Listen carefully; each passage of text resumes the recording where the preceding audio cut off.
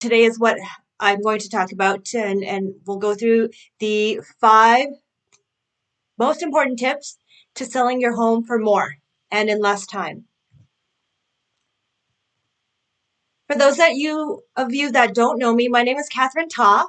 I am a Century 21 agent. I've been licensed since 2010, and I've lived in Edmonton all my life, so I do know the city quite well. And it's grown quite a bit, especially in the outskirts. It's almost hard to keep up with all the new neighborhoods popping up, but there are a whole bunch of fabulous neighborhoods. We're not talking about those today, but uh, let's just get started. So today, the first of my 5 tips is to declutter and organize. No surprise here, but a lot of people are overwhelmed with how to do it, where to start. It's such a big task that without being given the tools, the mindset, the how to step by step, some people just kind of, shut the door and just let's just stay put. Some people are kind of trapped in their home because of this, and I want to make it really easy, and not overwhelming. And the biggest step to decluttering is to just work in one room of your house at a time. Okay. Now you want to make sure that, you know, maybe start with the easiest room to do, but don't start with a room where you're constantly in, like the kitchen, right? The kitchen is kind of one of those places where you can clean it, but the next thing you know, like it's messy again. So that's probably not the best place to start because it's almost one that is never finished, right? So I would leave the kitchen last. I would maybe start in a room that's least used. It's probably your dumping ground. So I would try to tackle that first. And one trick that I like to do is have different bins available. So one bin that's going to be garbage, one bin that is going to be keeps, and then one for donation. Okay, that is the easiest way to sort all your stuff. Okay, decluttering. Uh, Although you can hire this out, it's sometimes difficult because people don't know what you want to keep, right? People don't know what things are important to you. So this is something that you kind of have to do yourself, or you can hire someone to go through them with you. It might actually be easier because other people will have will be able to give you a yes or no. Do I keep this or not? They'll just be a little bit easier for them to say yes or no. If you haven't used it in years, chances are you probably will never use it again, right? Um, for myself, I've moved a lot. The only things that really stay with me are my photo albums. And I know, like, we don't, a lot of people don't even print photo albums anymore, but for photo albums from my childhood, I have all that. Those are things that I keep, but I've probably moved, I don't know, at least 7 or 8 times in my lifetime. Um, and so there's very little things that I keep with me. So that's something to start with. One room at a time. Don't get overwhelmed. The other thing you want to do is keep a schedule of how much time do you want to give yourself, and stick to that schedule. It is very easy to fall off, but try your best to keep to that schedule. And I promise you, it'll be worth it in the end. Now, here's an example of a very, very nice kitchen. A lot of people's dream kitchen here, but everyday living. We've got stuff everywhere, especially when you have kids, right? Things get cluttered on the countertop. Like, to me, this actually looks pretty good, right? For everyday living, it's not overwhelming. But when you're selling a home, this is not the that we want them to see, right? We want them to come in and be wowed by what they're seeing. And this is not wow. This is just like, oh, okay. This is what my house looks like. Great, right? So here's a before shot. Here's an after shot. Having stuff on the counters actually tells, I mean, there's not a whole lot on this one, but I've seen many homes and there's usually a lot of things on the counter. And what that tells buyers is that you don't have enough storage room, right? So, and that may or may not be the case. A lot of times it is, but there's a ways around that, right? There's really good storage ideas where you can pack so much more if you just know how to utilize the space, right? So you want to make sure that you keep that in mind and not clutter your countertops. Basically put a few things, put out some decor, greenery. People usually have a knife set.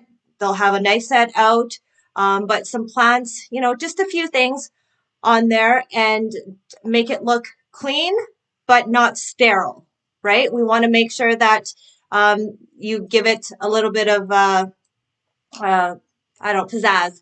So greenery, vases, a little bit of decor, but not too much. Here's one of my favorite organizing tools is the use of baskets, the use of similar containers, right? It actually helps you store so much more and makes everything so much more organized. In these pictures here on the very top, on the very right, you're going to see this closet that is just filled, right? But it is not cluttered, right? There's a lot of things in there, but look at the use of boxes and bins, and just having it looked very organized, right? So that helps. It kind of tells people about the way you live and how well you take care of things, how organized you are, and it tells them how well you take care of your home. So this step is very important. The way that you store things, you might be able to find things, but what other people see is different, right? How you take care of your home is reflected in how you organize your home. Now, my tip number 2 is deep cleaning your home. This is very, very important because a lot of times I see, people don't clean every day, right? It's hard to keep up with cleaning every day. And it's very hard to have all your faucets polished and all that stuff. But when you're presenting a home to potential buyers, they want to see that, right? They want to see that this is their dream home, right? Typically, this is their first home or their move up home. So they want to see something better than their home, right? So if you keep it clean and organized, it will have that dream home feeling, right? So making sure that all the faucets, all the shiny fixtures, mirrors, and everything are shiny. All the counters wiped down, all the corners of your floors, especially carpets. Carpets, you can see how well somebody maintains their cleaning structure by looking at the corners of the carpets. Because if they just do a quick vacuum, you're not going to get those corners. And it really shows when you have a light colored carpet, like a cream or nearly white. Those dust bunnies really show up. So if you're not doing a deep cleaning and take that small attachment and going around the corners, it'll show. As well as like your light fixtures on top of your light fixtures, it'll show. So making sure that you take care of all the details means that you will get more money for your home. A home that is well maintained will get more money than a home that was just quickly cleaned out, right? People can tell the difference in how well you take care of your home when they come through. And that does mean thousands of dollars of difference. Tip number 3 is to take care of all those deficiencies in your home. A lot of them you can do yourself. Big items like anything that's electrical or plumbing, I would definitely hire that out because, a little problem can turn into a big one. So things like that I'd definitely hire a professional for. But little things like changing the light bulbs, making sure all the lights work, making sure that they are the same color. You don't want one that is super white and then one that's got that yellowy tint, right? So you want to make sure that all the light bulbs are on. It's not burnt out. And a lot of times in home inspections, I actually see the kitchen faucets being loose as one of those maintenance issues. And really, all it is going underneath and tightening those screws.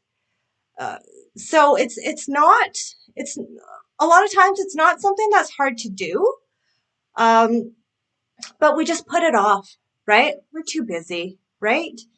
But when you're looking at selling, we want to make sure to finish up all those small projects that you intended to do. This is the time to do it. Paint is one of those things that is I would say is hard to say whether you should fix up or not, because if you don't do it well, it's going to show and it's probably going to look worse.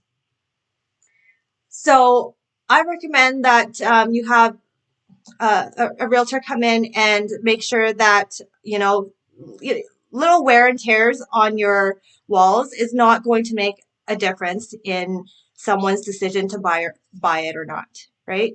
But if you've got an accidental hole in the wall from maybe when you moved in, that's probably something that you want to look at. But if something that's like really noticeable, yeah, take a look at that, patch it up. Again, paint is really one of those things that's hard to patch up unless you really know what you're doing. So most of the time, somebody would recommend that you mud it, sand it, and then paint the whole wall, right? And if that's a big wall, it's a big job. And, you know, not painting is actually a really easy skill, but if you don't do it right, it looks really bad, and it's really easy to get it on the ceiling and stuff. But it is a small job. But I do recommend maybe asking the realtor to look at it before you go ahead and do stuff. I've had people go, oh, I have to paint all this, and I walk into the home and I'm like, you know what? Once we have it staged, you're not going to see it. Just like you didn't really notice it when you lived there with all that furniture. So I would say leave that up to a professional to guide you. Now, my favorite tip is staging. Actually, the funnest part of being a realtor is to get to fancy up homes. This is just seeing the before and after shots is just amazing. So a lot of the times I do it myself, but I also have a stager who helps me on bigger jobs. So as you can see on the bottom there, this is your everyday living with a family, kids. You can see that the child has kind of taken over. The coffee table is replaced by a play table. There's a playpen in the living room, and toys all over, right? But that is not how we, want to sell the dream, right? We want to sell this. This is a beautiful home, and but that before picture is not the dream home anybody thinks of, right? But this after photo is the type of dream home that actually, I think I believe it was the first or second group of people that walked in were the buyers. So this house I actually sold before I had even listed it on the MLS. So this is the power of staging, you know. Here's another photo of the before and after. You know, everyday living. You know, you don't really think about how people uh, view things because this is you. You don't care, right? But this is how we normally would live. Toys everywhere, stuffed animals everywhere in our kids' bedrooms. But that's not what we want to portray. So the bottom picture, you know, this is a very nice guest room. This is not even the master bedroom, right? So people can imagine their children or their guests being proud to present a room that they can stay in. Now, the last tip in staging is make sure that you don't forget the exterior. This is the first impression. When sometimes people drive by before they even go and book showings. So this is very important. Make sure that all your hedges are trimmed. Everything looks good outside. Making sure the grass is trimmed as well. Um, yeah, and if it's wintertime like it is right now, just make sure that your driveways are cleared and maybe even sanded down just in case. Tip number 5 is the marketing of your property. This is something that I think that I'm very good at.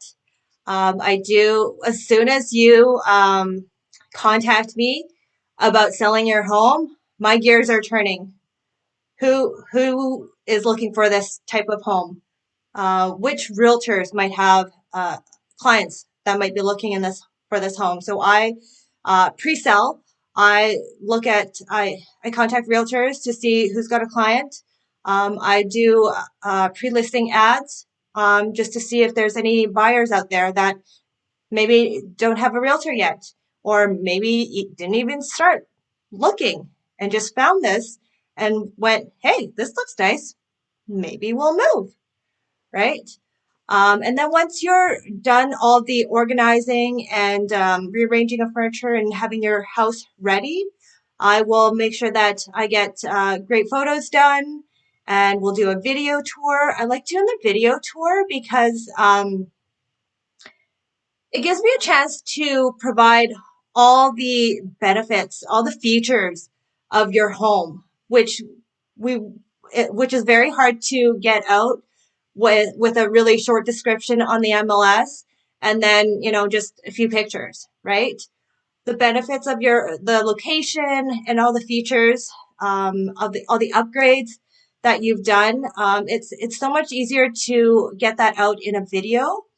So I like doing the video tours that way, and it also gives people a chance to take a look at your home without actually being in the home. And during times like this where, you know, we don't want all that traffic if it's unnecessary, right? So eliminating some of the traffic while bringing in people that are more interested and are more suitable for the home. That's the video is a great way to do that. Now, the last thing about marketing the home is to make sure that we are priced competitively, right? Um, we, my husband does appraisals, and so that our specialty is pricing of homes, right? And making sure that we ask all the buyers that have gone through the home, you know, asking them for their feedback also really helps to make sure that we're priced competitively, right? If you get a lot of traffic and everybody's feedback is, oh, price is too high. Like, why would I buy this home rather than that one who's less like 10, 20, $30,000 less? You know, what makes your home more valuable than that one? Okay. Now there could be a number of different factors. And it could be that, you have better exposure, you're closer to amenities, whatever it is, right? And, some things may be more important to buyers, some things may not be. Some things that you thought was important, that you picked out, that you added as an upgrade, may not be important to somebody else. So there's a number of upgrades where most people will add, and it will add value. But there are some that in your home that if you built your home that you've added that is more for you, right? And would not necessarily bring up the value of your home. Great example, hot tubs. Okay, hot tubs aren't a bonus for everyone, right? Some people love it and they'll pay for it, but there's a reason that not many homes out there have a hot tub, right? So I know for me, hot tub to me, it might not be good because I probably would not go outside, especially not in the winter, and the maintenance of it is too much for me, right? I just wouldn't get the use out of it. But there are some people out there who would love it and would pay more money for it. But there are some that would not pay more money for it. If it's there, we'll keep it. If it's not, no big deal. Okay. So getting feedback from people is very important. Making sure that you are priced right. And that's actually like half the battle of selling. Now, if anybody is looking to sell this year, I would request a market analysis. Sorry, I'm just checking to see if there's any comments here.